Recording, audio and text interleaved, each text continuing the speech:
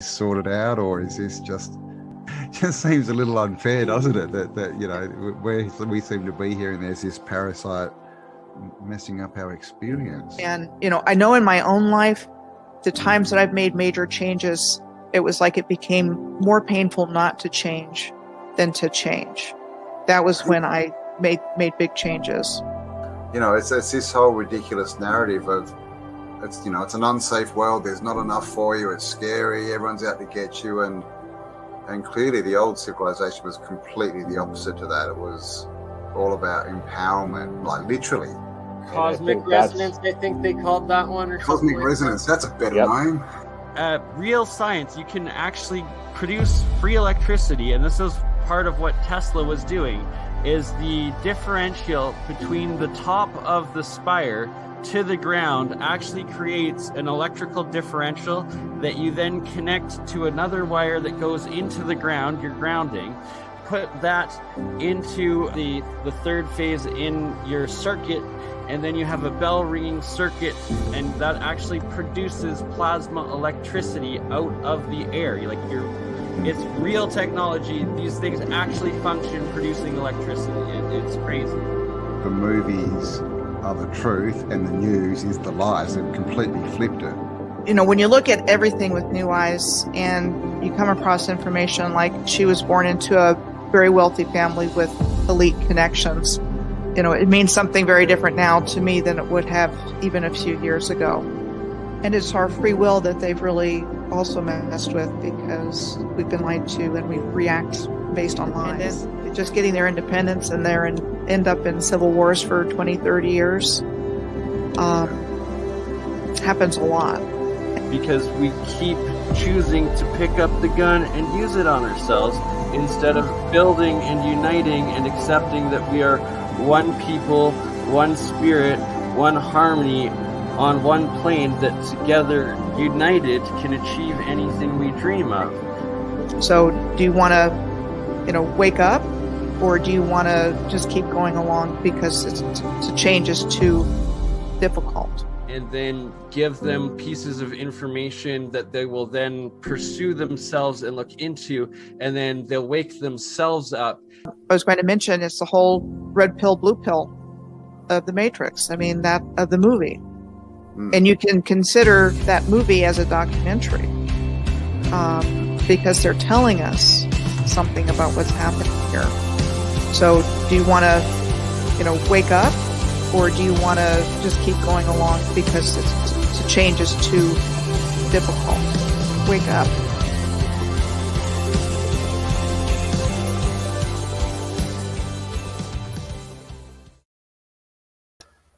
All right. How's the sound, everyone? Welcome. Prayers are with you, Jill, having to move again. I'm so sorry that you're going through that. Yes, tonight we are just joined by myself, Bert and Ernie, and my third eye, I guess. It was a little bit late, so the science multi-stream will be tomorrow night with Certus, the real science. Jeremiah should be joining in, hopefully alien scientist, Jeremy, but we will see how it goes. But tonight, just a little update and update stream. YouTube finally got back to me. My BurnEye's Third Eye ScienceGuy channel, the backup smaller channel, has been monetized. So tonight, apparently, let me know, the super chat option might actually be working.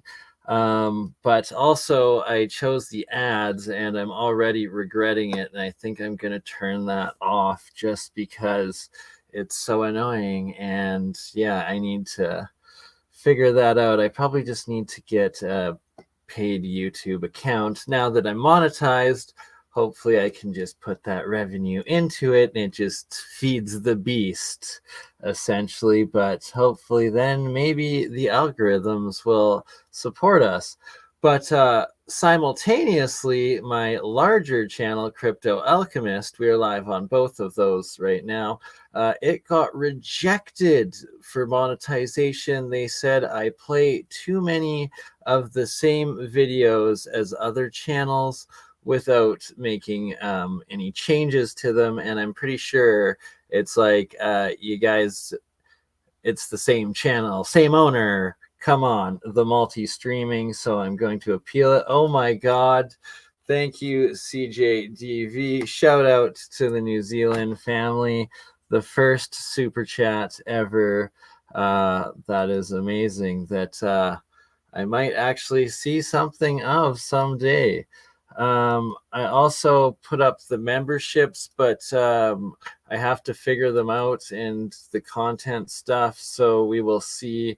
Like, I'm not telling anybody to rush in and buy them yet, especially the small support one, just like the basic membership, by all means, if you want to become a member and support. But as far as the more expensive ones, I don't want to tell people to pay for it and then there not be any of the extra content that I'm supposed to do. So I'm going to need some time first off before then to be able to actually make some in there. I do have Telegram. I'm starting to figure out Telegram. My problem was I signed up to way too many different crypto Telegram channels. 3/4 of them turned out to be scammers. And it was like overloads all of my system. Thank you. So hopefully it eventually turns into something. But also today I actually got my police abstract back in the mail, so I'm one step closer to getting a job. I now have to do this online course for marijuana sales certification in Alberta, and once I have that, I can go sell marijuana legally working at a store, of course.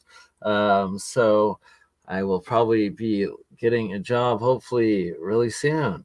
But the main goal is this, and sharing everything and making sure everything keeps going. All the weekly programs, all the monthly programs. Coming up next Saturday will be the next episode of the Science of Sound, but it's going to also be a test run and more on Twitch, specifically which CJDV. You're also like my #1 Twitch user and brother and just channel supporter. Much appreciated for everything you do. But you'll be happy to know, if you are regular on Twitch, that I'm getting Twitch lessons. I'm also going to be learning and using and integrating the OBS and the Stream Deck and way more cameras, way more options and overlays, and live music with DJs, and so much more that is going to be coming. And it's in the works, and more of it's happening this Saturday. Or next Saturday, sorry. Tomorrow there will be another science stream, Real Science, with Certis, myself, probably Gerald, Jeremiah, and Mike with Faraday Research. He was going to join me tonight, but I took a little bit too long, and he's fighting some sort of flu. I'm not sure what it is. Thank you, Victor Freeman. Thank you, everybody, for all of the well wishes and congratulations and donation and love and everything. You are, and prayers are with you, Jill. Yes, she's having to move her and her family again, so I don't know if can't really say if there's anybody out there that can lend you a hand given the situation. I don't know how to help, but if there is anything you or anyone in the community that you know and trust can help you with, by all means, all help and prayers your way. Sorry. what I wanted to cover tonight, though, besides the monetization, the review, hopefully I will be able to get Crypto Alchemist also monetized. And if that is the case, then what I will actually do is I'm going to turn off like the excessive ads, because it's so annoying. Even now when I'm playing my own videos, for instance, with my own channel, the ads are coming up and it's like, wow, this is insane. So it's about education, getting the knowledge and open discussions out there.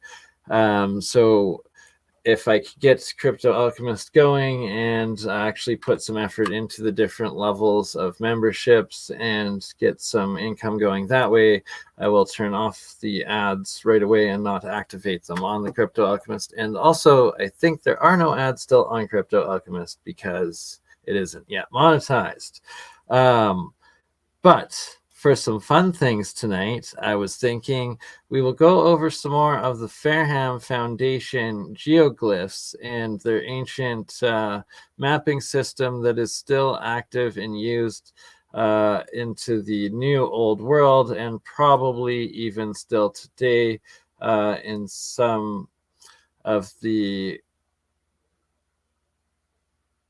I guess, I don't know if it's still today in like the most recent architecture, but within like 100 years, and like the last of the bastion forts and star forts also used this mapping apparently as part of it. But this is the geoglyphs I'm talking about. Or am I on the right page even? No, I'm not. Sorry. Oh my goodness. Was there a second one? Thank you, Frankie Fingers, and shout out to Frankie. We were going to be doing an epic episode coming up together. Frankie New West Reset is also based out of Calgary, Alberta, where I live. He looks into mud floods, into old world buildings, and so much more, and does the boots on the ground with. And myself and Frankie are going to go take a look at the old Hart Mansion, a classic example of a mud flooder if I've ever seen one in Calgary. And there are many that Frankie has pointed out on New West Reset channel. I'm pasting the link right now of Frankie's live stream from earlier tonight, where he also revealed the eye of Alberta. And I've got the link for it. Frankie sent me to load up and show this as well. A different feature, the opposite side of Alberta, where the southern Alberta is where these Medicine Hat Badland Guardians exist. Frankie has discovered the Eye of Alberta in the north half of Alberta, the opposite side of this, which, let's see if I can load that up and show you right now. Did I post Frankie's video link in the live chat? Yes, I did. So this was the video New West Reset did earlier tonight with the Eye of Alberta in it. So first, let's actually just play a clip of Frankie's video. The link is in the description or live chat.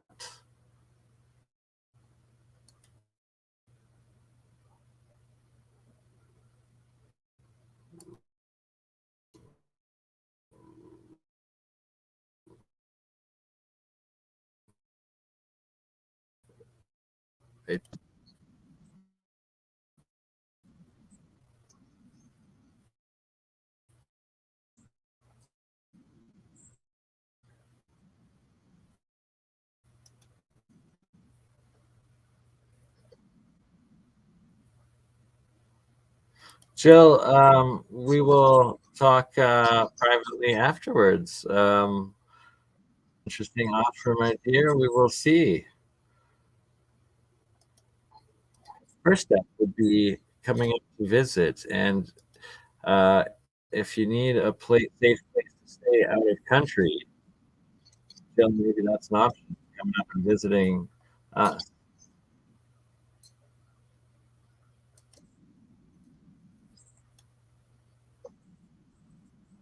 Oh dear. Oh dear. Oh dear. Illuminati confirmed. Illuminati confirmed. Sorry, I paused it because I didn't want to speak over Frankie there. I was being a bit rude and retarded. Nah, that was Everybody in. Illuminati confirmed. Illuminati confirmed. Okay. Can't stop me. You will talk to them people.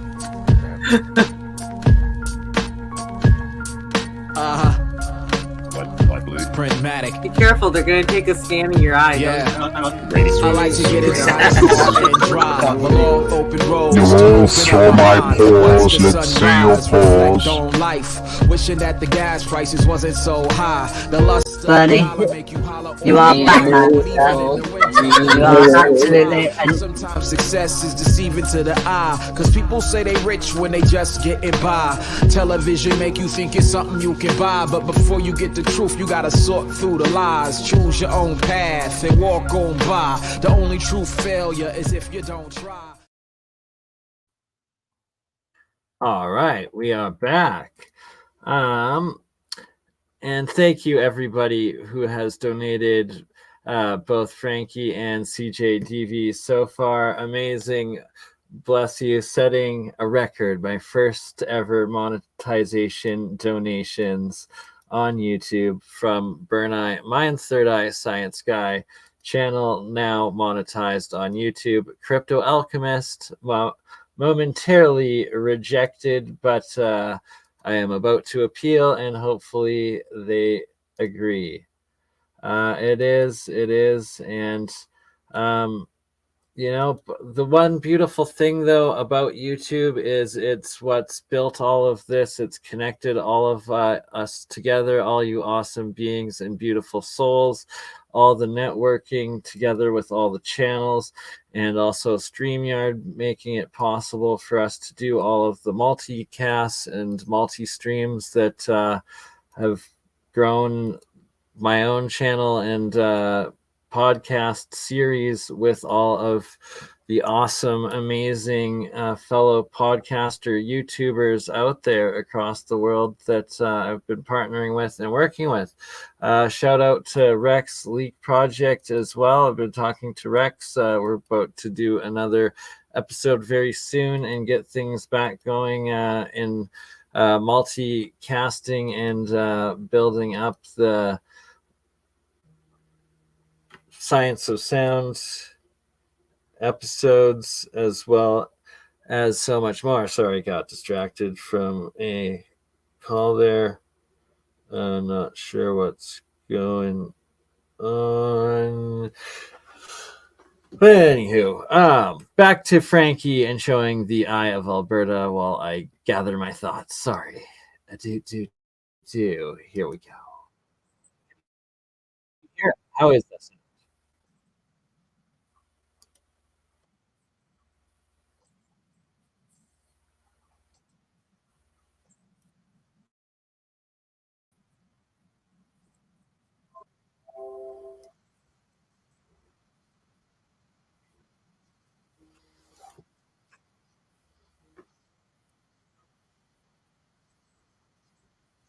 Hello.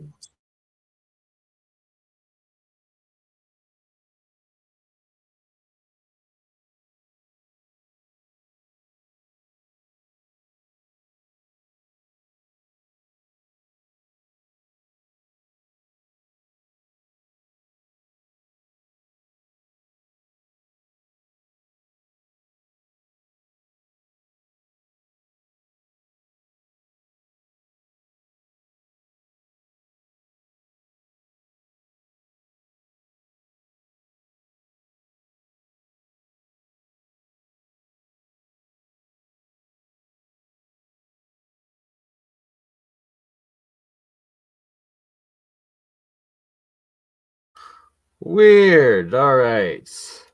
Apparently, the girlfriend's mother's place of employment had an alarm go off, and since Amber used my phone to call her mother earlier in the day, my number was the last number that called there, except supposedly some other number had just called there, who I have no idea, but I might be accused of a break-in on the other side of the city. Preposterous, insane. Hopefully not. All right. Back to the Eye of Alberta.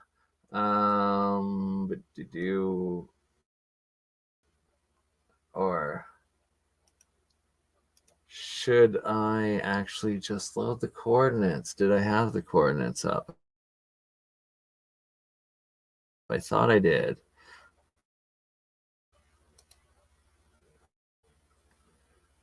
Is this it now?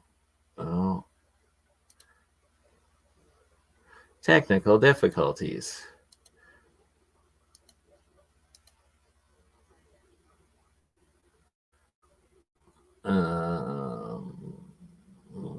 Whoa, weird.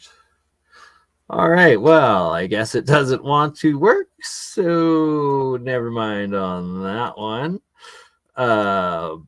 Google Earth doesn't want to work for Birdie, but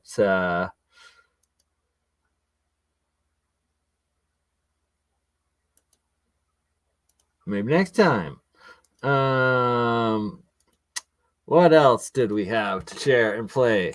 I did want to go over and play some of the highlights of the most important part of the crystal battery builds of the Hutchinsons, because this is going to be one of the most important parts of coming up of all the projects going on and of getting free energy happening is the Hutchinson crystal battery builds, and building your own forever batteries.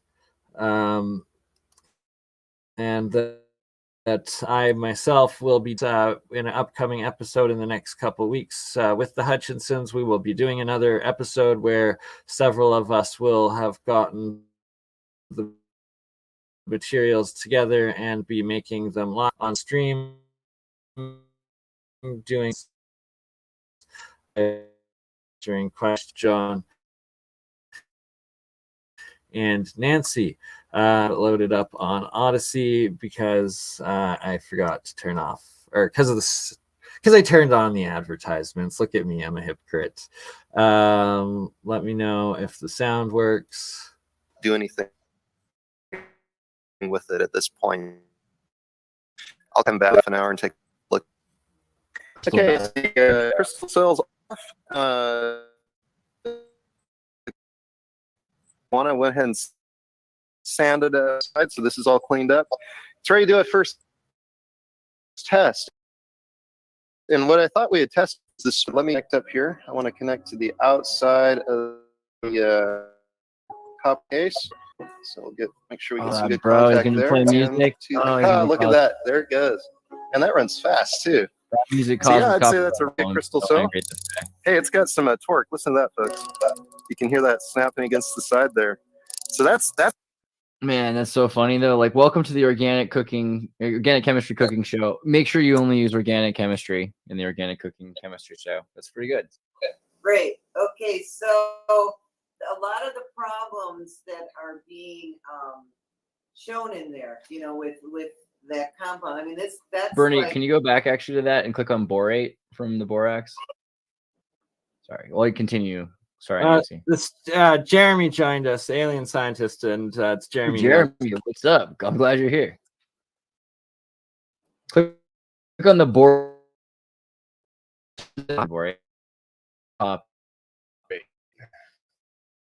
Yeah, chemical or element, right? Several boron oxyminion negative ions, right? So I mean,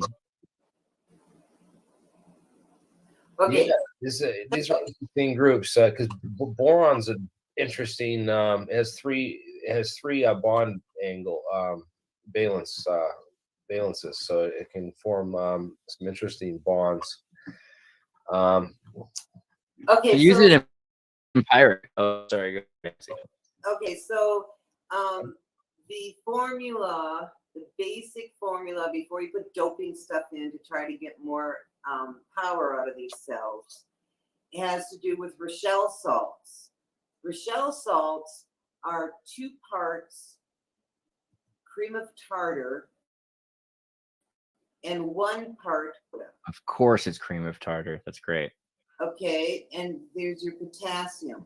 And so that is a waste product from the wineries, and we're right in wine country here. We actually get the waste product, and we've been able to get more power out of from the actual waste product, and not the. So they cut it. They cut that with, I think it's calcium carbonate, I believe is what they put in there. TechSpread, that's an interesting thing. I think the answer to question TechSpread just asked. Actually, Nancy and John go deep into that a little bit further, and it's structuring them like the tree cells, the fractals, right? Right. So now with so you can create that. I say piezo, somebody else says piezo, but you create that compound Rochelle salts when you it's just like what I was talking about when I was running the sugar, you know, I get it hot, you know, and it goes liquid. That's what happens with the baking Being soda. all choppy. You warm it up and it goes liquid, and then it combines, and then with cell it would recrystallize, and you'd have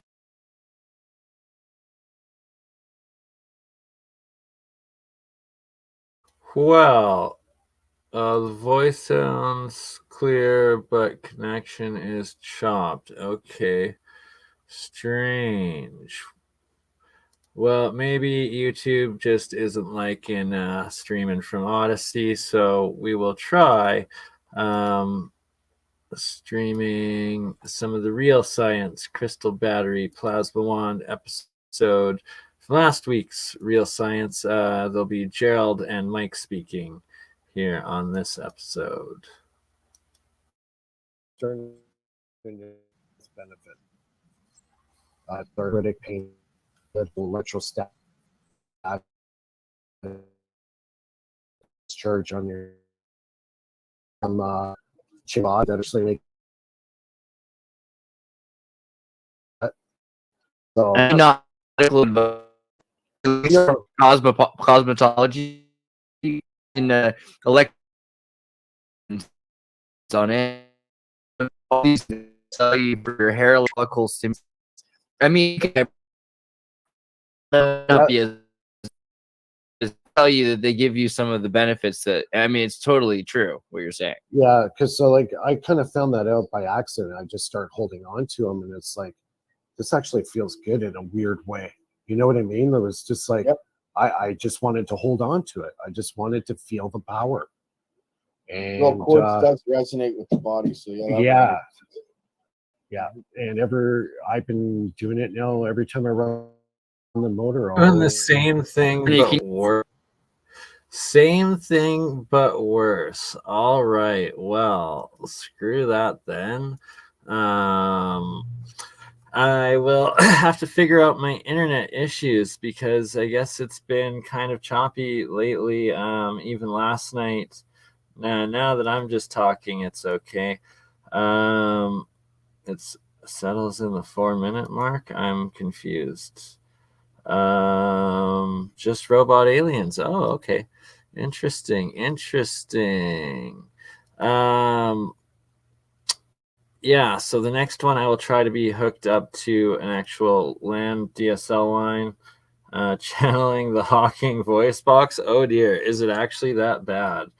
Crazy. Yeah, last night during the multi-stream with Zerdis, I noticed that even my camera connection in StreamYard kept loading. My picture was, I don't even know if it showed up or how it recorded. And I was also tired and fell asleep at the end. But okay, I'm clear now. So while we're clear and easy to go, I guess, let's go over a little bit more of the Farnham Foundation, Arthur Farnham's work. This one on the Carnac stones. So if you're not, yeah, you're having an issue earlier tonight with StreamYard too, I know. Next Saturday, I'm going to be hooked up to the ultimate streaming connection ever. So with my buddy, shout out to KY Studios, KY Smooth, maybe, I think. My good friend Kyle, and he's got the live streaming hardware as well as the knowledge of using Streamlabs and OBS and Stream Deck and the Twitch overlays and all of that. So we're going to be connecting it in with StreamYard. It's going to be an epic time. We're going to try to do it with the Science of Sound episode live with Ominous at Kyle's studio, which should be extremely, extremely awesome and epic. Also, for the multicasting, I can now say with confidence that the Apex will be a lot better. It's no longer me having to also run both Zoom and StreamYard going forward. We've connected in with Jeremy, the alien scientist, and Zertus, so that all three of the channels will be streaming Apex from the exact same StreamYard, and we will all be co-hosting it together off of one StreamYard onto all of our channels, and thus it will be exponentially better than when it was just off of my computer compared to the quality that Jeremy is getting and receiving, and much, much better. On that note, also I played the Wake Up intro to start it. It's such a positive, beautiful 3-minute intro with myself, autodidactic, and Michelle Gibson.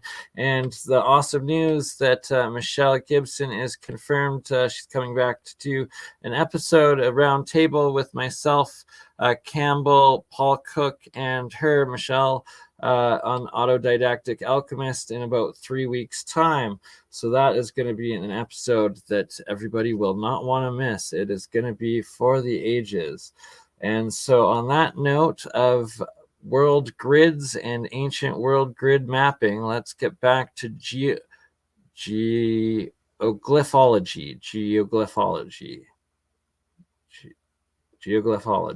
Yeah, I don't know. I'm saying it weird. Anywho, the Carnac stone rose. Always extremely fascinating. They're in France, I do believe. Right here, Carnac plage. If I am not mistaken, maybe I am. I don't think I am. Yeah. Tell me in the chat. Am I wrong? Am I retarded? It's in France. Yes, it is. Damn, what a show. Yes, it will be. Lead is depleted uranium. Yeah, I need to look into that more. Richie had shout out to the Magic Treehouse, and Richie 007 did a little short on that earlier. Love you all. Thank you all for tuning in today, whatever time it is, wherever you are, whenever you watch this. We are at 33 minutes and 9 seconds.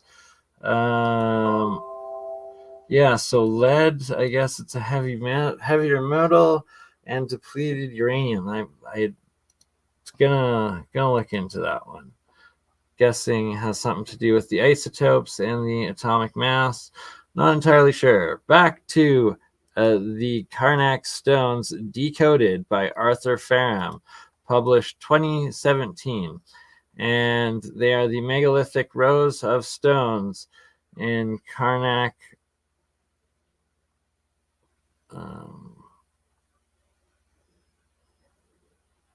Come on. Where is the confirmation that it is in France and I'm not retarded? Okay.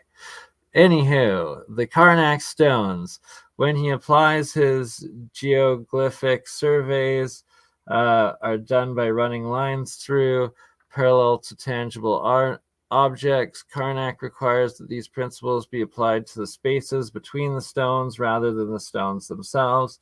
As you see in the following image, the puzzle is solved by running lines through the center of the spaces between the stones in order to decode the puzzle. There is only one pair of stones that, when a line is drawn between them, will position the line directly in the center of the space. Once these lines are determined, the rest of the survey continues, just as in other territorial geoglyphs. So in the science of geoglyphology, the Carnac stones, you're doing the spaces in between and those lines connecting it, as opposed to the stone lengths themselves. From what I'm understanding of this, it's inversed from regular geoglyphology. This image illustrates the difference between a normal geoglyph and the Carnac geoglyphs. Normally, a bearing is derived from running a line between two independent rocks or points. In this case, the puzzle can only be solved by finding the two rocks, which will inscribe a line through the center of the spaces. Yes, that is what I was trying to explain and understand. So, the Carnac geoglyphs radials being mapped out here. Is that what? Yeah, okay, that's what we're seeing here. So these lines and these guys, the regular radial geoglyphology science applied to it, and boom, this is where it plots out to. And that's quite something off the coast of Western Europe. It's going to all the little islands off like the Azores, I believe, or where are those? Right in the middle of the Atlantic, North Atlantic. Going to specific boundary points throughout all of Greenland, the coast of Iceland, the different islands in between Greenland, Iceland, and Europe, Northern Europe. It's also going to points in Hudson's Bay, Canada, all the way to the west coast Pacific, all the way to the tip of Lake Superior, all the way to the tip of what looks like Washington or something around there, tip of Florida, what looks like one of the Caribbean islands, but out maybe, oh my goodness, I can't remember the names right now. St. Martin, I think the northern one is St. Martin. That's quite possible. Anywho, quite crazy that these Carnac stones literally map out to every single one of these specific points throughout the world. And according to Arthur Ferrum, he believes that this is 34,000 BCE timetable that Carnac was made. Same sort of time table. What up, Ross? Ross, we will be doing an episode together very soon, my friend. Interesting stories Ross has to share with his time, I believe, in the Air Force and working at the Fed, you said? The central bank or the Fed or something? Absolutely mind-blowing experiences to come from Ross. Watchman, Aussie base is called Carnac. Interesting. Oh, Watchman, yes. Oh, sorry. I don't mean it like that. You are right. I need to not use such language and put anybody down or any groups or anything like that. Forgetful and myself being a burnout. There we go. Because marijuana leftover mind mesh mush. There we go.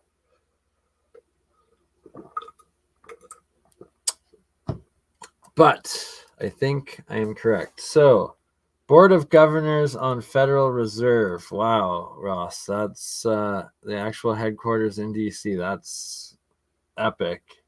And an epic story that will be coming from Ross, also known as Oh So, in the live chat.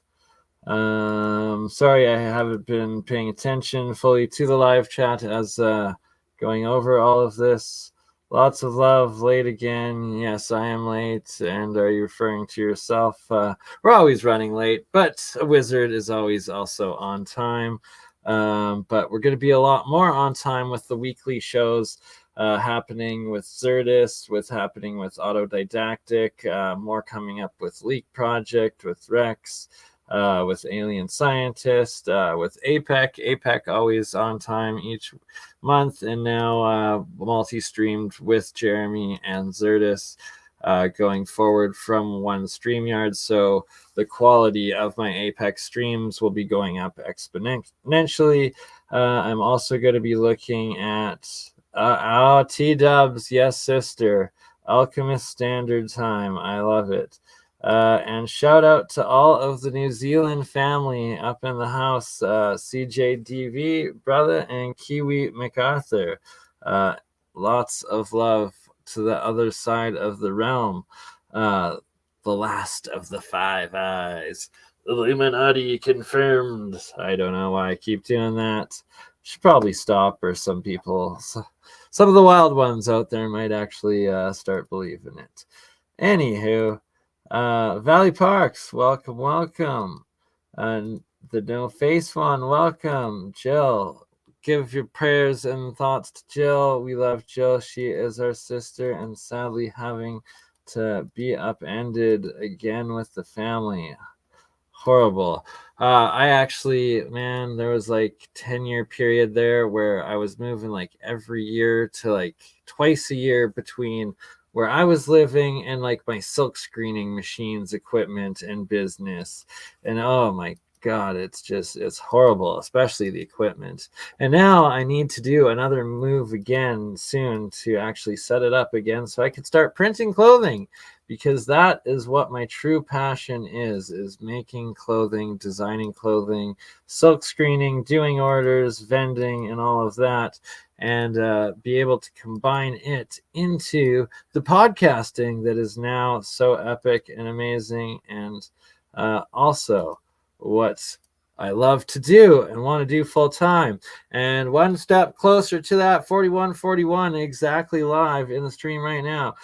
For those just joining, YouTube approved BurnEye's Third Eye ScienceGuy YouTube channel for monetization, where you can now do super chats. Shout out to CJDV, the first super chats ever for me on my channel, and shout out to the new West Reset to Frankie, and we're going to be doing a collab on the famous wrestling WWF, now WWE family, the Hearts, and the Hart Mansion, more specifically in Calgary, a classic mud-flooded Tartarian building. It's several stories down. I've been in it myself a few times, into the famous dungeon, the Hart Wrestling Dungeon, Stampede Wrestling Dungeon, back in my childhood when it was still the Harts living there. 100% Drew Duncan, 100%. One day I would love to do that. I've got over 200 silk screens. I've got 2 6-color presses. I can't wait. I just need to start working, save up a bit, and be able to afford a couple months rent on a place to set up again, because stupid COVID shut down all the festivals, all the music events, everybody, basically the whole industry I was printing for and vending at. So now I am still caught in the middle, but that's all going to change going into the new year. 2023, I can feel it. It's going to get a lot more epic. The openings are going to continue. I don't know what this BS G20 dystopian nightmare they're trying to claim with needing passports to travel. I disagree. I think 2023 is going to be all about the reopening of the world and society, humans taking back and building and connecting and advancing, and the free energy is going to be a part of it, and us making these batteries, making these devices, continuing the research, the development, and implementation. That's what 2023 will be, is all of us in this community building it and implementing it ourselves in our own lives. And each battery we build, each little over unity device, each over efficiency device that we use is less wasted dirty energy off the grid that's from fossil fuels and non-greens to this forever renewable green-free energy coming from the different devices. So just for that reason alone, yet not to mention the savings from the pocketbook in these overly energy inflated priced times, it's going to be essential and a big part of 2023. The whole family was gifted wrestlers. I love them all. And RIP to the lost, no longer with us, Hart family, but to all of the ones still out there. Smith Hart, Teddy Hart, sister Tanya Hart, and Jim the Nine Hart Anvil Hart brother. If you ever see this, I love you all. And Bret Hart. I forgot Bret Hart. My God. Bret Hart's an awesome individual too. Shout out to the Hart family. We'll be doing a Mud Flood episode on your family mansion soon. 45, and 38 people watching right now. And that's why it's always the coming free energy in the background of my streams, because that's what it's all about and gonna be. Back to Carnac radials from the Faram Foundation. So here's the interesting point I see about this, and it brings a challenging question to the reset timelines and the ancient maps, especially the ones that show North America and like the Tartarian maps that seem to have different land masses and like Africa more lush and stuff, because the Carnac stones, they look at the places, it's like they're it's mapped out to the current sea line and topography, the current coastline.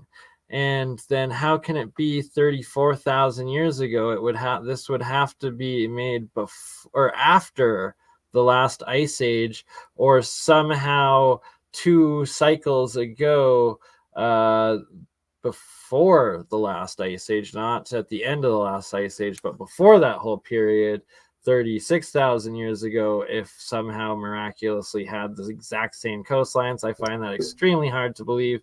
More likely that the Carnac stones, because of this, were probably more like Göbekli Tepe, and made after the last cataclysm, the cataclysm of Atlantis sinking, or whatever it was, the Younger Dryas event, where the ice sheets melted in 4 years, the oceans went up 400 feet, and that the Carnac stones by default must have been made after that, because they currently map out to the current coastline of all of North America, all of Iceland, Greenland, and other parts of Europe, just pretty much everywhere, all the islands. So yeah, even looking here, even more so, we can see that specific points, 3 points on the Hudson, see, and St. John, no, PEI, the tip of Prince Edward Island, couple places on the east coast of the US. The islands out literally in the middle of the Atlantic, are those the Azores or the Canaries, or one of them? Oh, and the ones down here. So both of those sets, as well as Spain, Portugal, the Gibraltar, Straits of Gibraltar, Malta, all of that are in the Carnac stone geoglyph radials.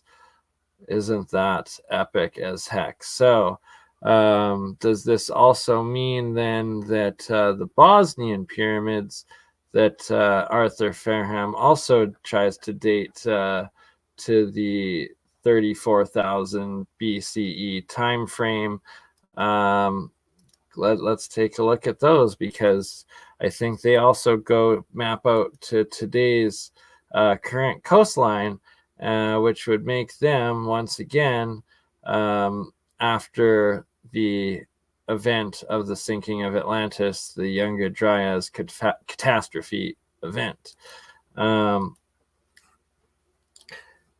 which inversely, these maps that show for instance, the Puri Reese map, and all the early McCrater maps that show the very beginning of North America and South America, Antarctica, and still have the 4 islands up top at the inner Earth, supposedly, maps.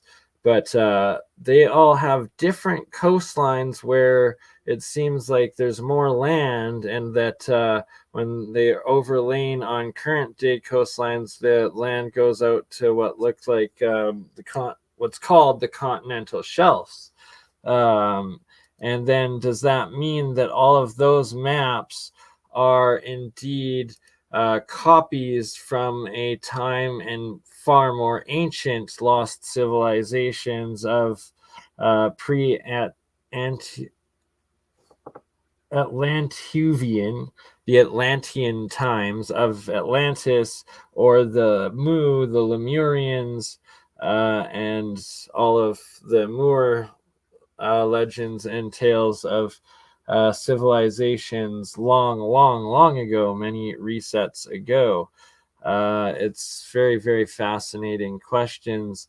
And how old then would Tartaria be? Bring like Olaf the Svirker, shout out to his work, and bringing up and showing the Slavic 7,500-year-old calendar. And then the Tartarian question then goes, and the Slavic Tartarian history, how far back, and is it pre-reset? Was there another reset? Were they the survivors and remnants of Atlantis and Lemuria? How far back does it truly go? And so here, right here, so Pyramid of the Sun, the biggest and supposedly oldest pyramid of the Bosnian pyramids, its slopes and angles with the radials plotted out in the geoglyphology points out to the northern Lewis Island off the northern coast of Scotland, I guess, the United Kingdom, the point of Tunis in Tunisia there, right on the coast. So that also leads to suspect that is that the current coastline, or is this Lewis Island where it leads to? Is there a lost ancient city there, or still a crazy castle and trading post? Who knows? Why was it as important as Tunisia and Luxor, Egypt? And Tunisia, it could be Tunis. It is a very, very ancient city. So the fact that it goes to Tunis and Luxor doesn't necessarily mean that they were on the coast at those times. So it could be older than the pre-reset. The answer would lie on where the radial ends on Lewis Island, and if there is a lost, super ancient, epic city or place there, needs to be investigated. The crater north of South America, this big spot, some of the radials from the notice, the 3 sun pyramid points, Luxor, Egypt, Luxor, some of the Luxor radials point to this giant crater. So we're saying the Luxor radials are some of the oldest, just like the Bosnian Pyramid of the Sun being this old, and supposedly the Carnac ones, but I'm doubting the Carnac ones because of the coast question. Let's see if this continues. See, once again, Bay of Nazarene there. That's a land point. Scotland Island. See, that's another question. Is it's right on the tip of current coast Scotland Island, or is it a lost city, just like the northern tip of the British Isles? See, so it looks like it's the current coastline. So once again, we're bringing in the question of it must be more like what he dates the moon and the earth, 95 BC, 11,500 years ago, post cataclysm. And so these are the moon radials, damaged by landslide. So I guess you can't get that one, but the rest of them add up to all of these spots. And once again, yes, it does look like it is the current coastline, so it must be pre or post cataclysm that these were built. And that would make sense when all three of them line up and the radials done off the triangle of the angles of the three pyramids together.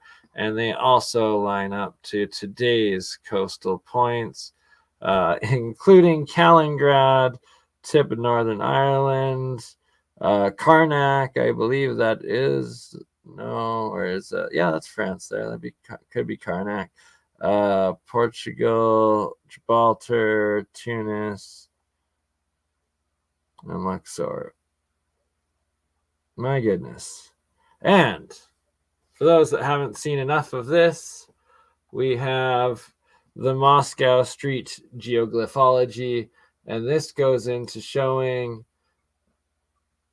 make it free for all, and put exactly, we got to share the free energy with the world. That is what it is all about. We need to share the knowledge. We need to all make it open source, and we need to all make it together and start using it. And life is going to get a lot better over a very short amount of time. And I love you all. Thank you all for being here tonight. And for any new viewers joining in, we are live on both my Crypto Alchemist channel and my BurnEye Mind's Third Eye Science Guy YouTube channel. The latter of which, BurnEye Mind's Third Eye Science Guy, has now been monetized officially by Google. And thank you for the two that have donated tonight so far. The live chats, I guess I should check, has there been any more? Am I being a bad rambler? Thank you everybody that has donated. CJDV and New West Reset channel. I highly recommend everybody go over and subscribe to Frankie. Great research. And the Eye of Alberta that he discovered earlier today, showing in his live stream. Let's play it one more time for everybody, since when I loaded it on Google Maps, it didn't want to work for me, apparently. You all saw it twitching out. Weird things. I'm just watching to see where it comes in. Boop, boop. In the meantime, what am I doing? Okay. Oh, yes. We still are on the Moscow street glyphs. So the old world cities. This essentially is a citadel city or a star city. It's the old city. And that all of these alignments of the streets, their lengths and angles, the same radial geoglyphology, when applied to the old Moscow city, maps out the exact same geoglyph radial mapping system of the ancients. It's absolutely mind-blowing. Every time I look at it, I just can't get enough of how intense this truly is. And that when you plot out the road, the angles, or something, his exact way, I'm going to have to get the book and read deeper into it. If anybody has an extra copy of Arthur Farnham's book, The Ancients, Secrets of the Old World, and you want to share it, please get in contact with me. I probably just need to get myself a job and then buy a copy. But otherwise, if you have read it and you're willing to spare it, I do need to read the full method and science of geoglyphology of Arthur Farnham, because it's absolutely epic. And especially when we're studying star forts, star cities, and old world cities, and now knowing that geoglyphology applies to it, and that these radials are actually some of the purposes of this insane ancient architecture, and that it actually maps out all the sites and territories of those empires and cities, and that not only that, this right here, this is the fort. It's part of a bastion fort, literally called such, and this is on top of the Sun Pyramid of Bosnia, the biggest one. So not only are the actual sides and angles and structure of the pyramid itself the ancient mapping, but then whoever society group that built the bastion, or I guess that's not a high quality star fort, that's the later ends of it, the later end of the bastion fort building, came in and built it right on top of the pyramid, the biggest marker of this system, and sure enough applied the same geoglyphs, glyphology and radial science to the angles and their architecture of this fort. And that's why these forts have such specific angles and walls and all of that, is because they're actually mapping out these territories. So that is something else that I'm going to be looking deeper into, the Fairham's work on this, and start doing my own studies and applications of applying the radials and geoglyphs to the measurements of some of these forts, and especially the different pyramid walls of the world, and the Medicine Hat Badland Guardians and everything else. I guess this is another fort or something left over from the Moon Pyramid, and also the radials. So it's two different civilizations, societies using the same spots to do the same giant mapping and territory mapping and science of mass technology and knowledge. It's just it's mind-blowing, the scope of it, every single time. I can't get over it. All right, so now that I've rambled about that a bit, yes, so look at that. That is the European Union, and that is the territory defined by the two glyphs on top of the Bosnian pyramids. So the recent forts, these forts that were built on top of the pyramids of Bosnia, literally map out to the modern European Union. And look at that. Oh, they tried to include Ukraine in that. Like, it was known. It has, and the Finland, oh no, the UK, but they left out the Nordics. Interesting. Yeah, just the way it goes. And the border marking, Russian-European border marking, this ancient spot, it's also included right there. Where is it? Oh, not in this one. Oopsies.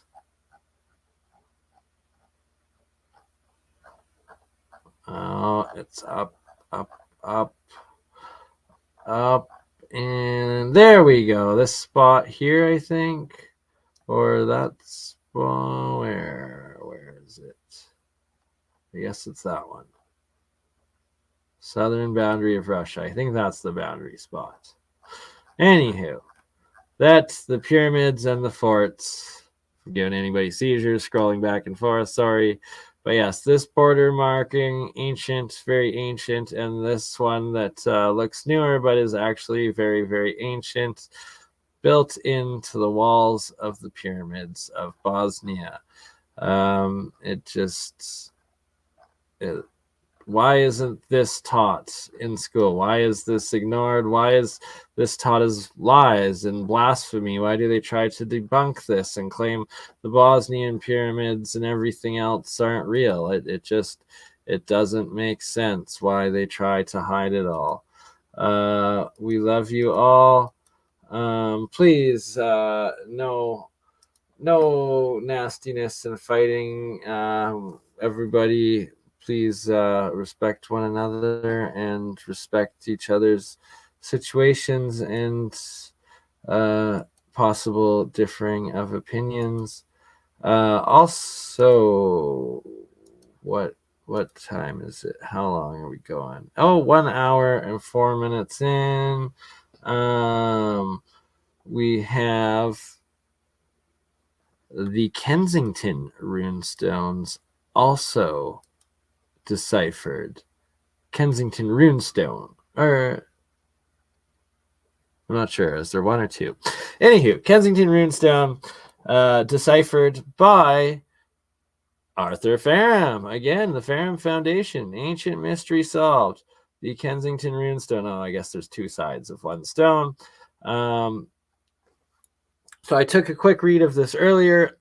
Basically, what it is, I need to reread the first half. I actually skipped over that. But the geoglyphology aspect of where the runestone was found, the significance of it, Scott Wolter actually goes into great detail research, excellent research in explaining the runestones and the significance of them. And there's a few others as well. But very, very important, huge aspects of the New World. Oh, also Terry Carter channel. Terry Carter, shout out to him. But where the runestones found, from what I cruised over earlier with this site, is the standard geoglyphology and radial mapping that Farham does. He did it to the quote unquote campsite, I guess he called it, or like where the park where this runestone was found. Campsite one day north of it, I guess, is where the stone was found. And this is the site that supposedly he believes the runestone was from, in the signing of it and the treaties and all of that. And then applying his geoglyphs to the Stonewall Point and everything within this park that is this ancient megalithic site. So this park is megalithic and ancient, not a new park. And the geoglyphology of it shows that the Kensington Runestone was mapping this new territory and making a treaty of the territory between the Spanish and the English and the Templars. That's what it was, the Templars and the Spanish. And that those radials from Inspirational Park, where Kensington Runestone is, plot out to the mouth of the Hudson River, Newport Tower in New Jersey or New York, Baltimore, Washington, like all of the major spots here, and to the Spanish Empire, essentially, certain areas. And it's just mind-blowing how this history has been written out and hidden when all the major elites, players, and societies and cultures of the past and up to modern day still use it. Here is another part of that park. This one is in Texas. Endpoint in Texas, geoglyph associated with that signing. So they built this in Texas to go along with it. There's maps all over. Oh, another all-seeing eye. Inspiration Peak there. And the geoglyphs are everywhere. And he goes into the voyage of Columbus, and the Templar territory of Spain, Portuguese territory, and the breakdown of how history, the recolonization after the last reset actually took place. And we're starting to find out the real histories, one piece at a time, one research deep dive at a time. So on that note, yeah, I really want to get over to the Bosnian pyramids at some point in time and check them out. Sam Osvanovic, great individual and real modern day architect or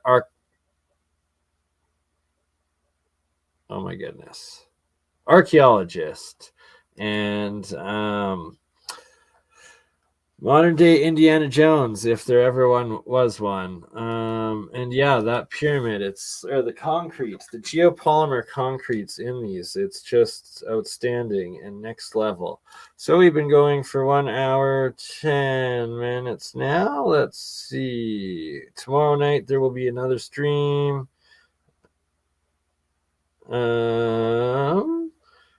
I might have another half hour in me, but I'm going to just do a little intermission. So hopefully this isn't as choppy and works a little better. We're going to be playing the Father Crespi Golden Tablets Autodidactic Alchemist short clip. And I'm going to be doing another episode with Campbell on Autodidactic Alchemist on the Crespi collection, as well as some other collections of the golden tablets that keep being found everywhere. It's a fascinating topic. It also shows and a pre-Columbus world trading civilization network and reality.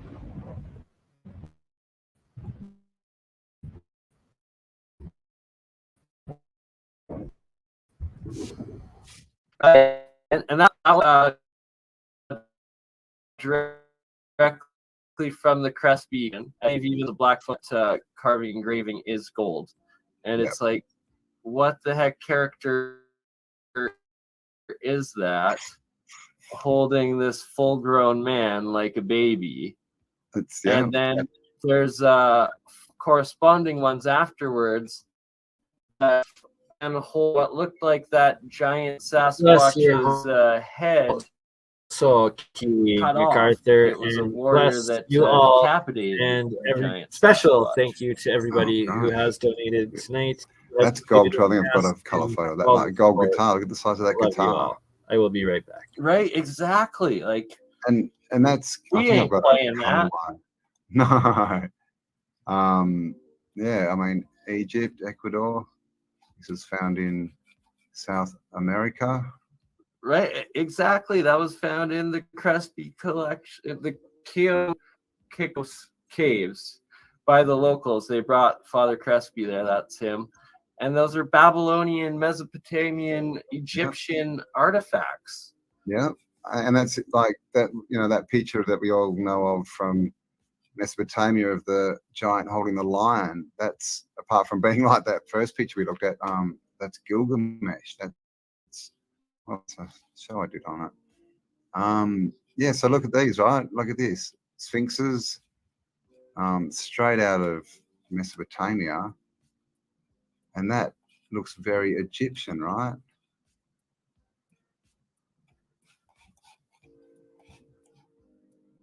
It's just, yeah. Definitely one world civilization of giants. This is interesting. Who's that guy who does that collection and he's got the pyramid and it glows? It's got a big eye on it. I can't remember his name. But yeah, the pyramid there. I mean, you are talking about it will come to me in 2 seconds. I want to say Alf, but it's not Alf. Biting my thumb as I think. This drive me nuts.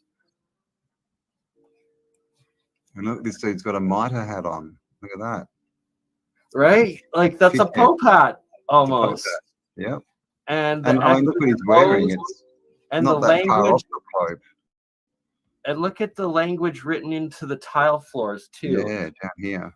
Like that's got to be an Atlantean from the moment I first saw that golden engraving. Parts by what is this called?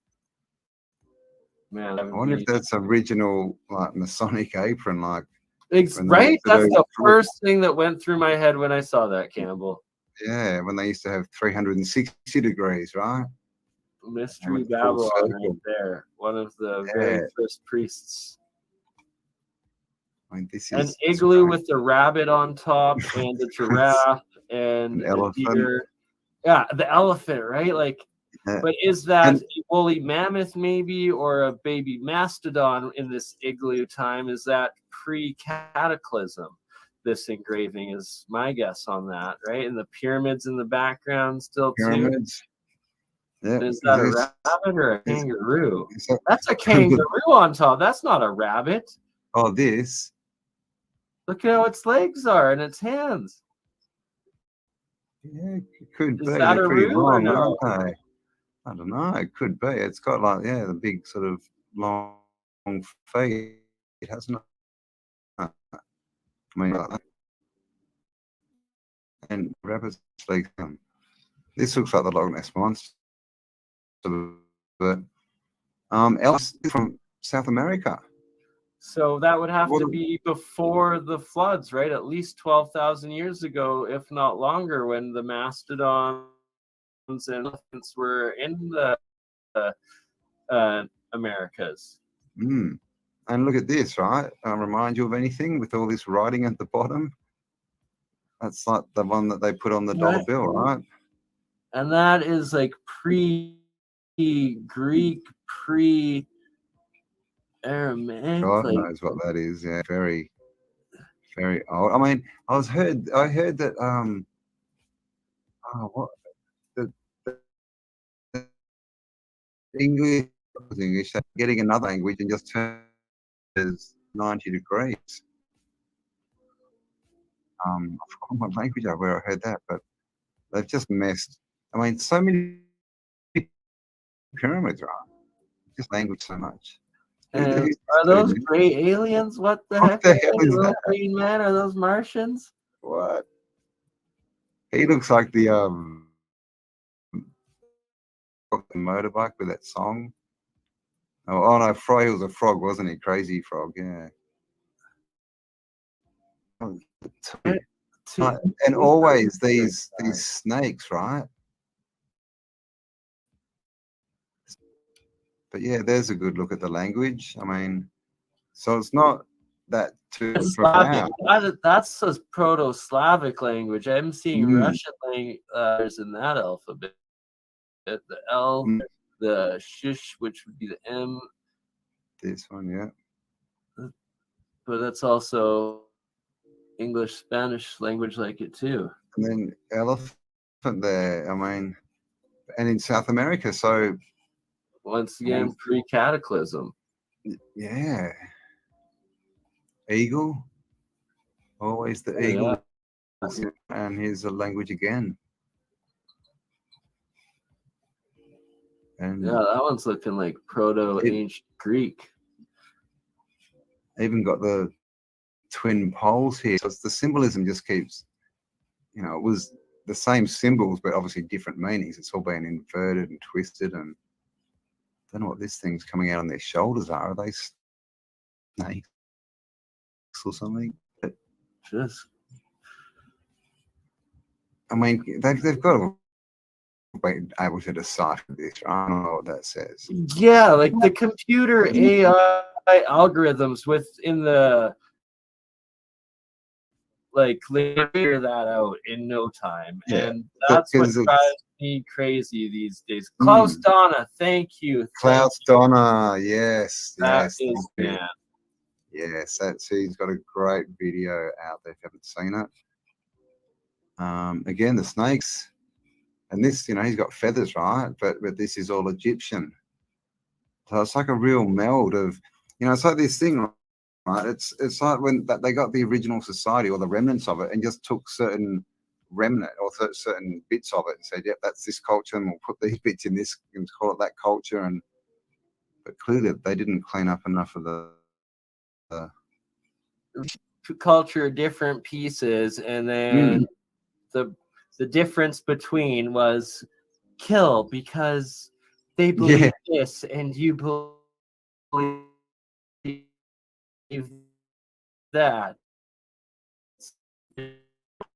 right? Like, ounce of gold, who the heck's gonna be making these things unless it was to fit, you know? And it's left over, and I believe Crown came up an area in Ecuador now that they found lost pyramids that they say were built by giants in the extreme jungle that got exposed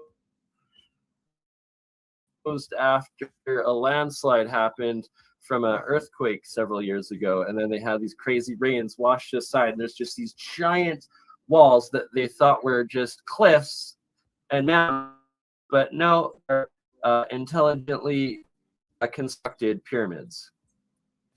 There must be so much in South America under that jungle. There you go. Right? Yeah, there you go. One of the giant gold sheets, like I got a book, like one page in a book. Yeah, of a book for a giant. Gold leaf. And look in the background, you can see he's got heaps of other stuff around.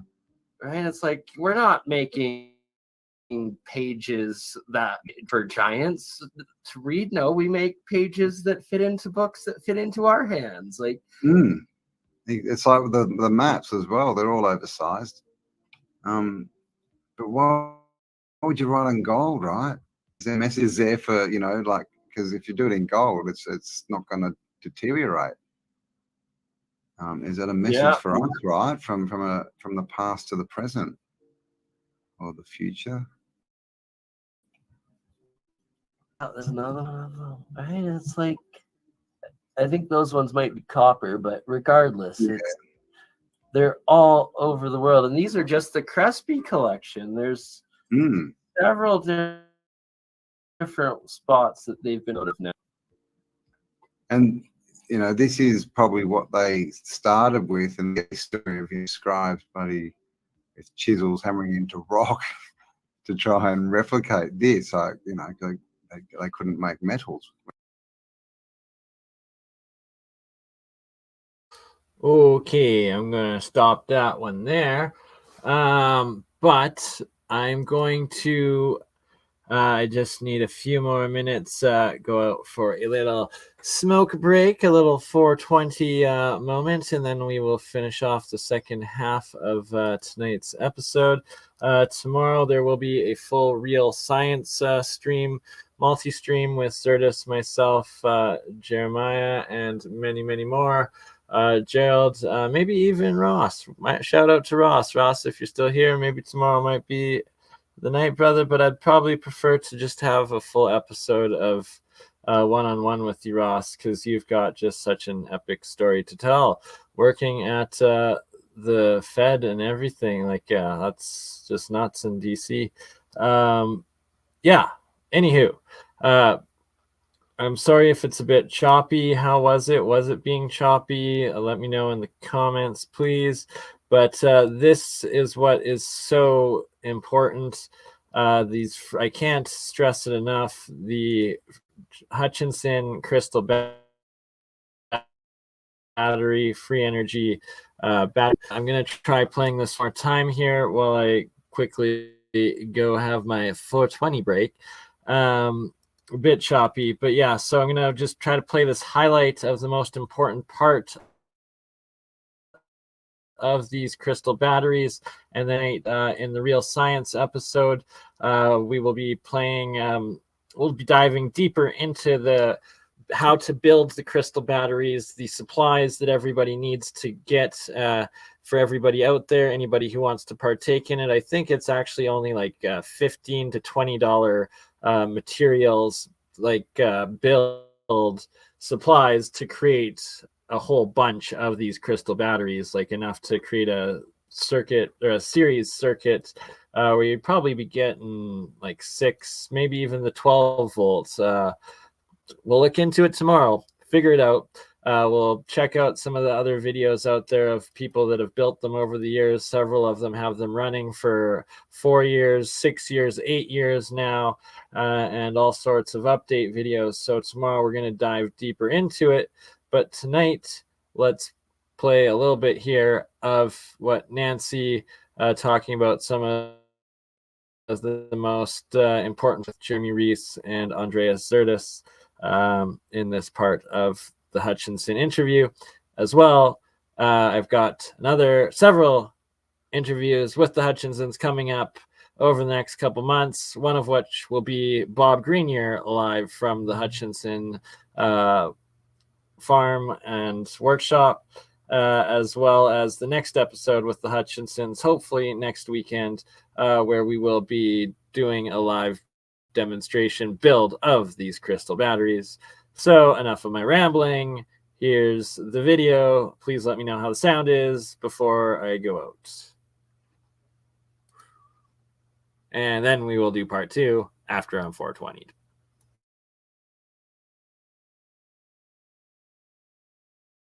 You have to catch it right at that where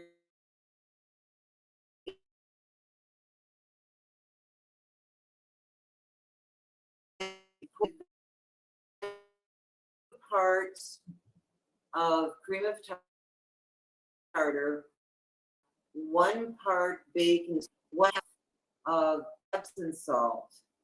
Okay, and that'll give you that run to your components and pour it really quick. But then if you add white sugar, the good old carbon whore Babylon, what it does is it slows down that crystallization process, and actually is white sugar and cream of and like a 10 parts white sugar, 1 part cream of tartar, and you get saltwater taffy. So you get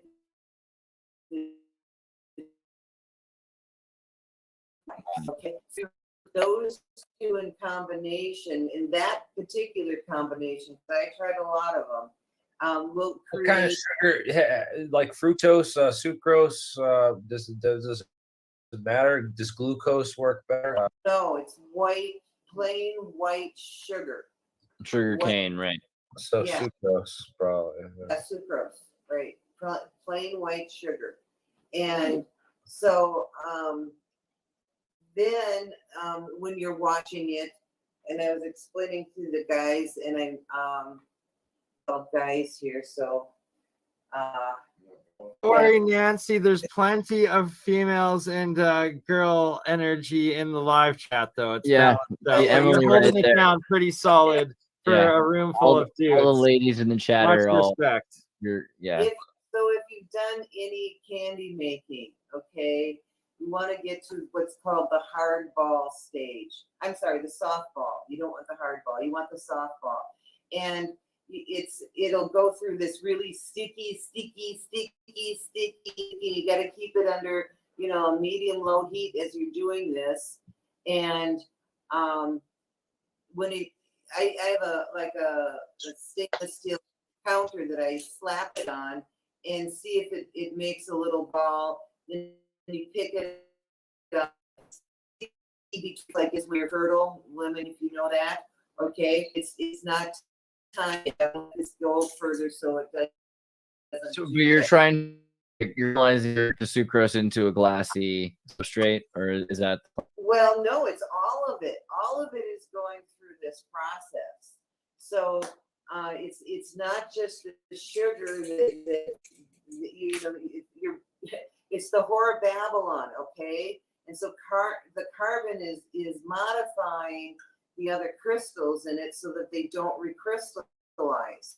And it's the relationship, the harmonics, if you will, between the carbon and the potassium that's in that crystal. So what you end up with is something now that you can form it in anything you want. You can push it into something and stick your screw or whatever on it, or what I mean. I have rolled it out into the tiny little thread wrapped around it and made Mobius power cells with it. So it makes it much easier. And if you wanted to stay that way, so that that your actual power is always flexible. A Mobius supercapacitor is a brilliant idea. Yeah, well, the Mobius speaker thing that we produced that I made was, I've got a video on that, and the power cells that were the Mobius, all along that Mobius had different power readings. So I think that's going to be part of our time and space thing that we're working on. Julia says, How did God you is keep them very- flexible? The Mobius, How did you keep it flexible? how did I keep what flexible? The compound or the metals? I just use foil.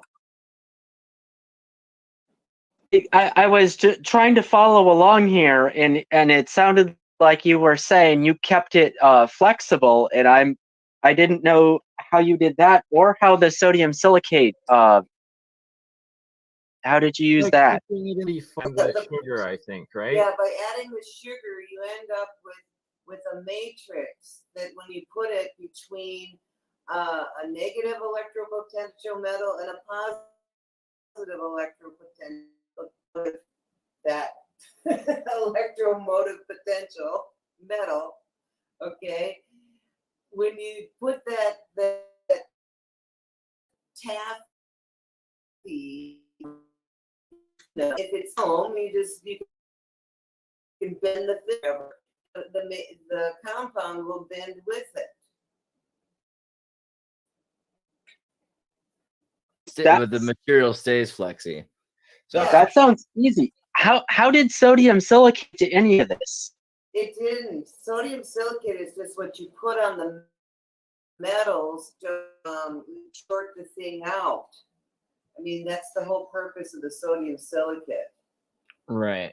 I was just saying earlier that you could use sodium silicate if you wanted to do this to like, because with the nanoscopic scale, volume ratio is tremendously. The amount of surface you have is increased, and the amount of volume is decreased so tremendously that you could have in a foam, an aerogel, sodium silicate. Also, this putty, when it's at that really sticky and it has a lot of viscosity, it's still usable. You can spray it. So that's how you can make that very thin coating. But anyway, this is what I see with the So look at that dielectric insulatory. Right. So I think what essentially on here is that you're building in a crystal voltage so that it's bias oriented across the crystal, so that any valence electron that state within this lattice structure has a higher probability of migrating to the other. And there's plenty of background radiation there if you're on the right frequencies and you're interacting, your substrate is interacting on the right frequencies to pick up. Can you pull up my thing for a second? Cosmic microwave background, DMB radiation, and other radiations that are all around us, just in the air, available. These are low energy frequencies, but there might be ways to tune into many of them simultaneously and harvest energy flows for what's going on. Crystals, I think that it might have something to do with this, because this is the experimental side that we kind of venture out and look for in the physics community. We gotta have all kinds of crazy shit, and sometimes they discover some interesting stuff, and then it's up to the physics community to then reflect back on this and try to figure out just what the heck is going on. Well, it's up to the people to build these things. We got to be the scientists. Yeah. I really we need feet on the ground people that are going to actually. It's the way to do this. We understand the physics of what's happening between two. But do we understand physics? See, Jeremy, this is the big conundrum. See, and I think it's in all of our lives. Do we be the police, be the lightning rod, or would we be the lightning bolt? Are we the thing that comes after and then explains it, or are we the people that are making the thing now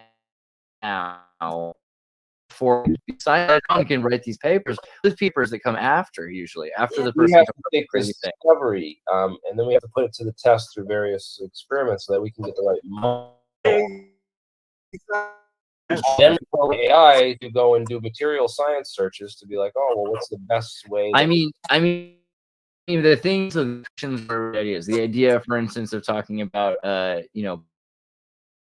bias-oriented or medium-magnetic Skeptics rarely discover anything new, and I hold to that statement. And my next question is going to be, how in the world if that's what's going on, it means standard physics has no idea what's happening here. And I love that idea. Yeah. How do I make the AC version? Oh, he's got an Well, AC. AC off of it. I must have converted it. Can you say it louder? Didn't hear you. AC version. So this is interesting. Number of materials that we classified based on their electrical properties. If you want to share this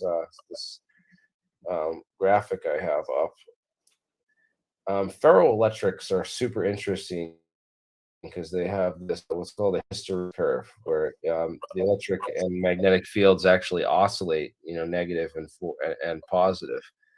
And so, if you had something that was in tune with these things, in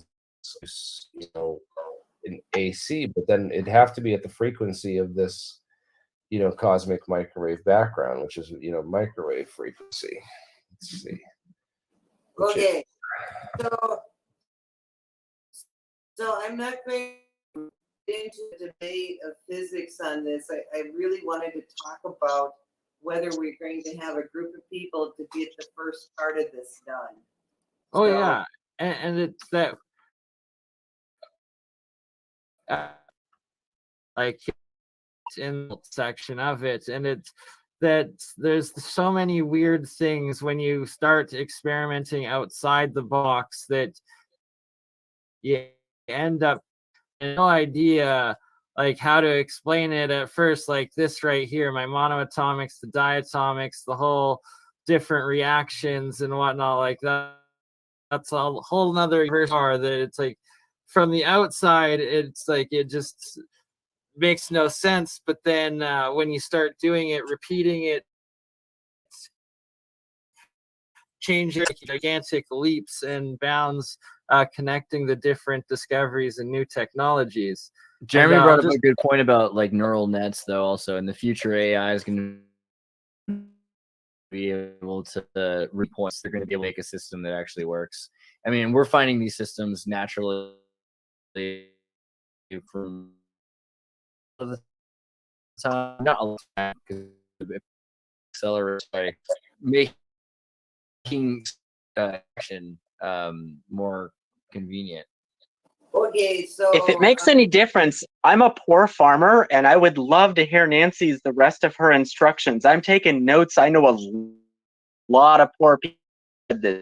Well, the first part of this was to find that an open source, not just the power cell, but to an outlet, and you can plug something in. You can run your pump. You get a bunch of these, and you get your pump going.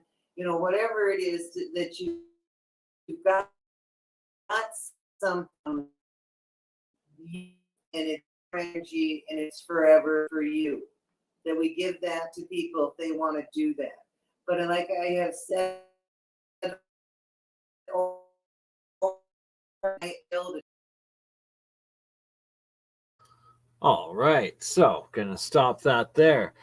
Crucial Parts and Nancy Hutchinson, such a brilliant lady, along with her legendary husband, John Hutchinson, epic inventors, and a chance of a lifetime to be working with them and developing these crystal batteries.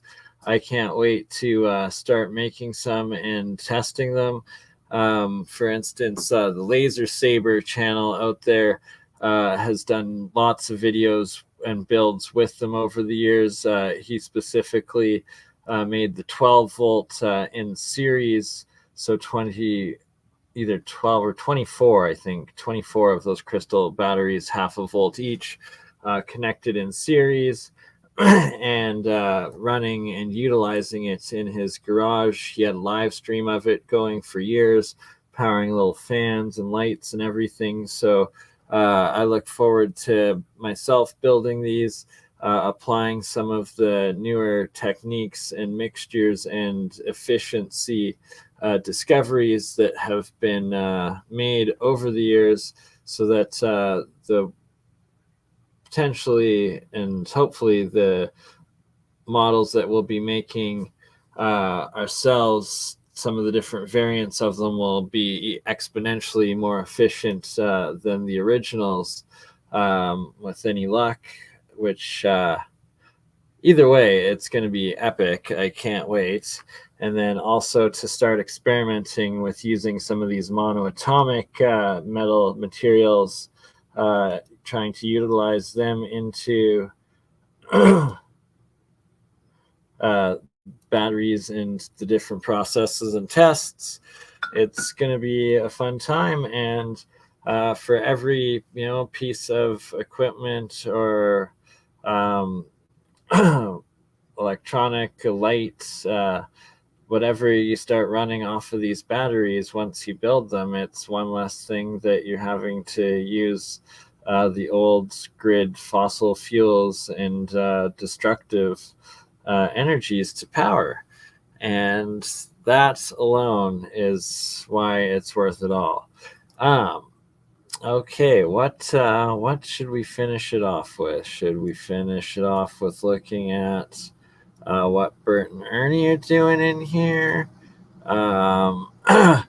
I guess because it's kind of like a new moon right now. Silver is really hard to actually make monoatomic silver running when the moon is not there, as opposed to when it's a full moon and then it produces a whole bunch. So I'll set up to make some monoatomic silver, I guess, in a couple of weeks, but maybe for tomorrow's stream, copper and zinc I'll be making. I'll have it working there, I guess. What else to go through here? Rex Research. RexResearch.com. Always an infinite modern day library of Alexandria. The Alchemy Index.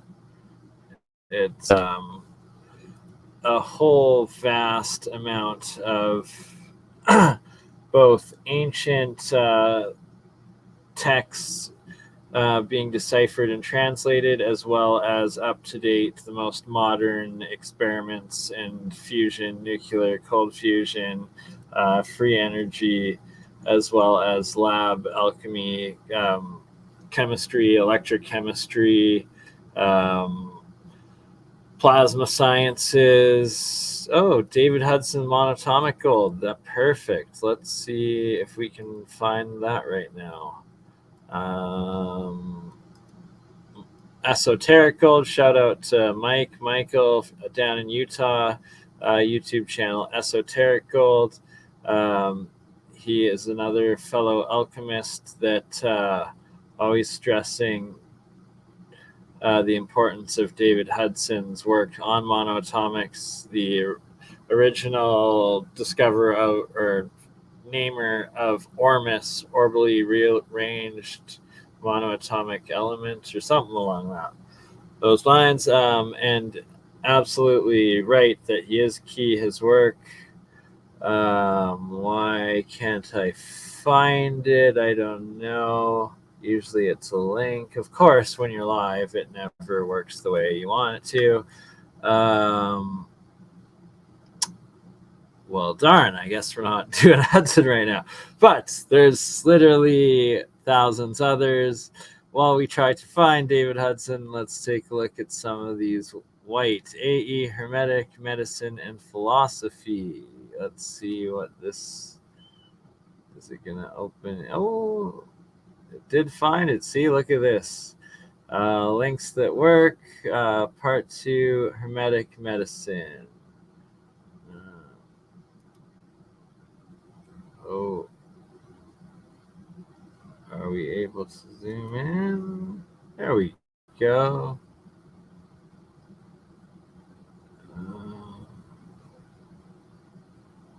The hermetic and alchemical writings of Pericles. Oh, this could be quite good. I'm going to go back into it, read over it when I have more time. For anybody in there interested, this is on archive.org, but linked through rexresearch.com in the alchemy areas. The Archidoxes of Theophrastus Pericles. Interesting. Who dared to care? Lots of philosophical writing and code that some of these ancient alchemists write with. So it takes a bit of discernment to decipher what they're exactly saying. But there is a lot of real science in it, some of them more than others. Oops. All right, let's see what else we can find. Where's... Ooh, Vagon. A whole lot of information.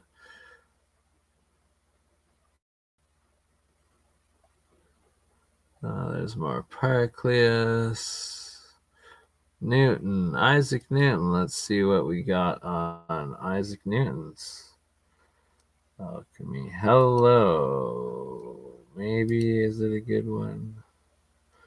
Stamped 1983. Interesting. Okay, this isn't the translations. This is the originals.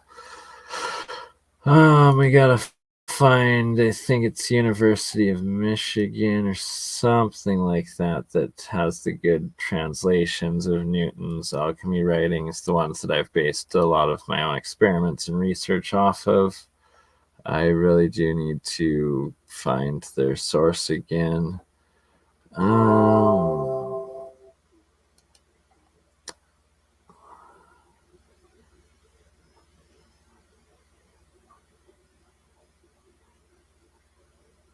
Just so much information.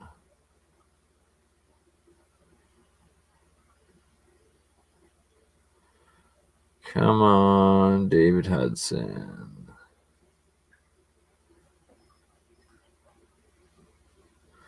Kelly Edwards. Good one.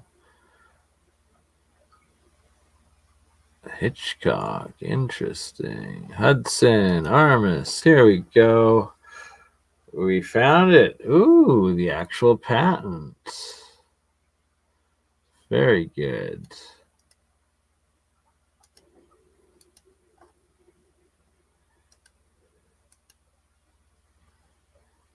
There we go. Got some good ones. All right. Esoteric Gold. Mike, when you watch this, if you watch this, you'll be stoked. Okay. What time is it? 1 hour, 48 minutes in.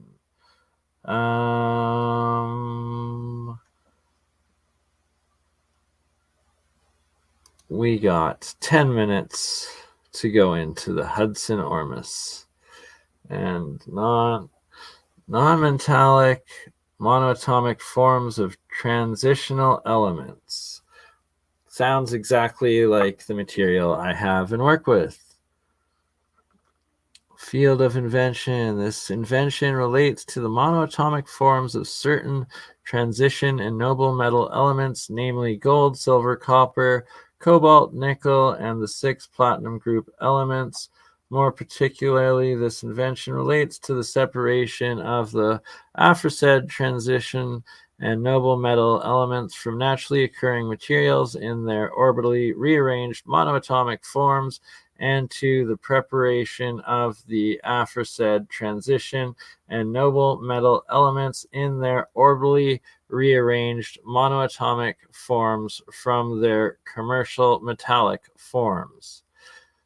That is a very, very jumbled word salad of technically explaining what is going on with these monoatomic pure metal white elements right here in this jar like I make, and how David Hudson explains it in his patent and piece right here. Where was I?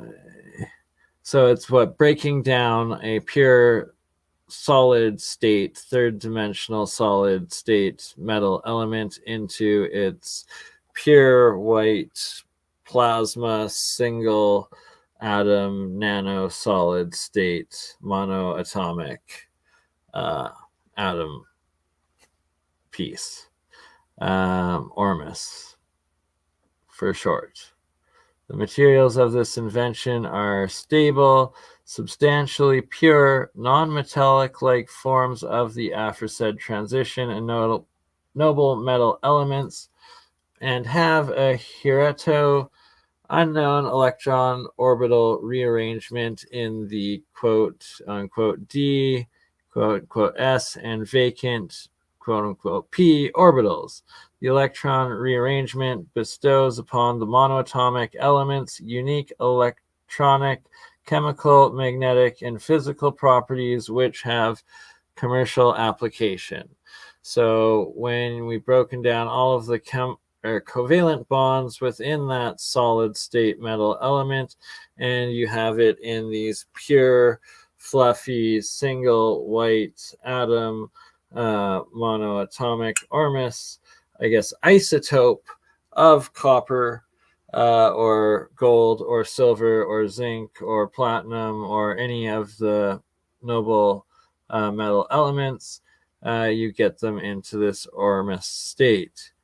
This invention also relates to the recovery of the metallic form of each of the aforesaid transition and noble metal elements from the orbitally rearranged monoatomic forms. Okay, that is key, and this is what I need to go deeper into myself and figure out and start doing, because I've figured out a much more efficient way of breaking down metals into this Ormus state. The key is then taking that mixture and retransitioning it back into that pure metal solid state, especially if it is a mixture of different Ormuses that I've put together, if it will come in as a super alloy in the solid state, and essentially how you get that crazy Damascus steel or the superconductivity and all the meta materials.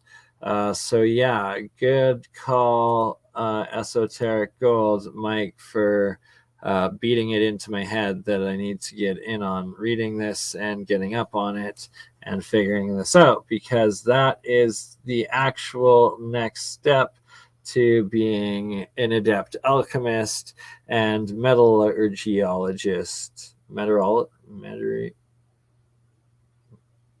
wizard metal worker, we'll just put it that way, and making the metamaterials, the potential quantum materials, and all of that. Okay. Metallurgist. There we go. Thank you, David. Sorry, guys. Okay, and girls, and anybody else or anything else out there listening, watching, tuning in that ever gets this, sees this, joins us. Because I also try to download and save just the audio files of each of these podcasts so that I can eventually start re-releasing them on podcast audio only platforms that have had a lot of requests for that. So it's just more to come out of what's already been made and done. Don't worry, I'm not going to stop the live stream videos. That's only expanding, like into Twitter or Twitch coming further this upcoming Saturday. We are live on Twitch. We are live on Twitter right now. If everybody could please go over to Rumble, my Rumble channel, and subscribe to my Rumble account so that I can also start live streaming directly to Rumble. I also need the same for OdySee to reach a certain amount so that I can start live streaming to OdySee, the two backup sites. But we're going more into the actual live streaming on the Twitter aspect and the Twitch aspect.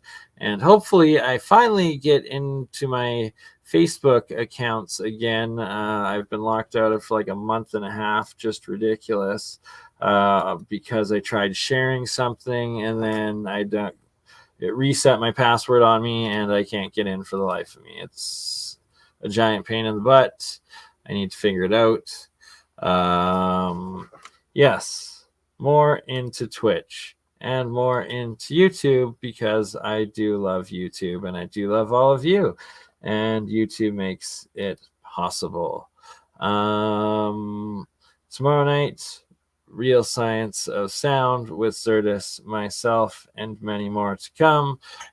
Crystal batteries, the development continues. Rochelle salts.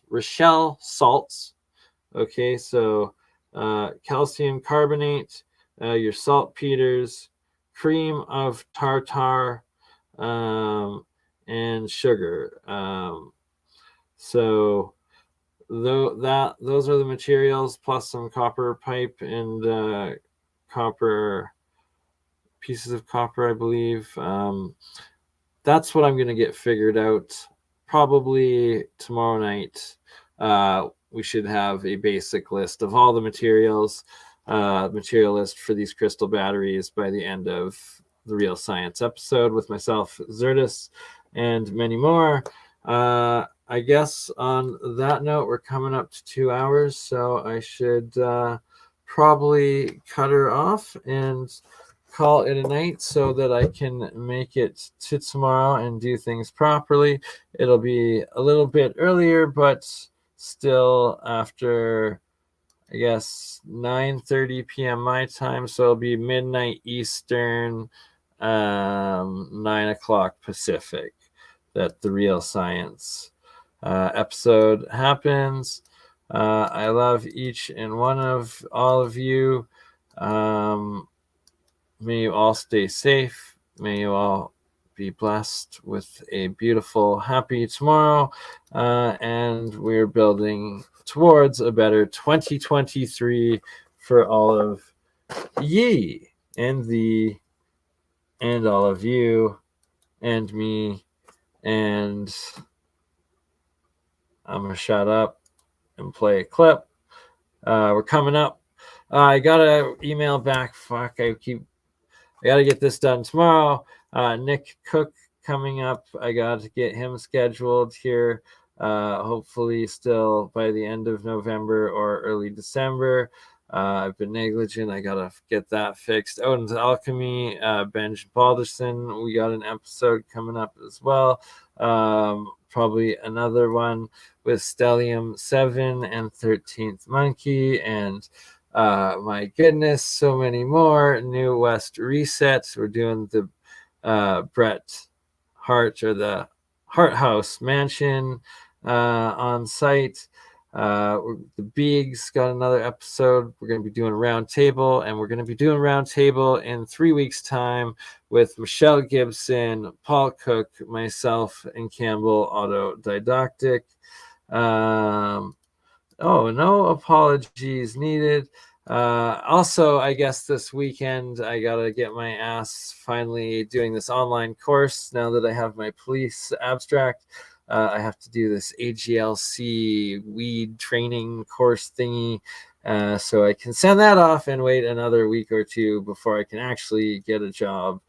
Oh my God, it continues, but this is a full-time job. So until tomorrow, I love you all. And oh, that didn't work. Okay, let's try something else. So here's a video of this video is only on the Rumble because it had a copyright strike on YouTube. So here it is on Rumble. I guess you can subscribe to me on Rumble through this link and catch a video that is no longer on YouTube. Thank you everyone who has made it to the end, all 2 hours in at darn near 2 in the morning. My goodness. Should I do an Illuminati confirmed and go for another 22 minutes? At which point it would literally be 12. Oh no, it wouldn't quite be 2:22 in the morning here. It'd be 2 something in the morning. But not that synchronistic. But before I do go, let's make sure everybody is subscribed to both channels. Oh, Shane Thomas, thank you. Oh, Marcel, good morning. Greetings from the Netherlands. Marcel, you need to take some pictures of wherever you are in the Netherlands. I know you got some old world treasures, the canals, the different star forts and cities, and just the walls. Please, Marcel, if you can get boots on the ground, just some videos or pictures, upload them to your YouTube page. It would help a lot. We would feature them because we love looking at it, and nothing beats boots on the ground. Good day. Marcel, Machine Head 69, Scabby, Brianna, Shane Thompson, Art of Dino. If you're still watching Dino, sail away. That's everyone over on the BurnEye channel. Why am I pasting the BurnEye in the BurnEye? Silly me. Okay, Crypto Alchemist. This is the BurnEye channel that is currently also live. Shout out to David S. Lee, No Face One, Venthrill here from the beginning, CJDV here from the beginning. Oh, Michelle Laughlin, add a moderator. Aurorian, welcome. Good to see you. Been watching a bit. Brandy Robinson, Hal Ward. My goodness. Who else? To anybody that I have missed, I love you all. One Neurotic. The Knife Man, welcome tonight. Jill W, sister, hope you are okay. Blessings to you. I love each and one of all of you. I'm still rambling. Let's call it night. Hey. Nice. The more star forts, the more ancient places, the better. This one to Michelle Gibson coming up in a few weeks' time.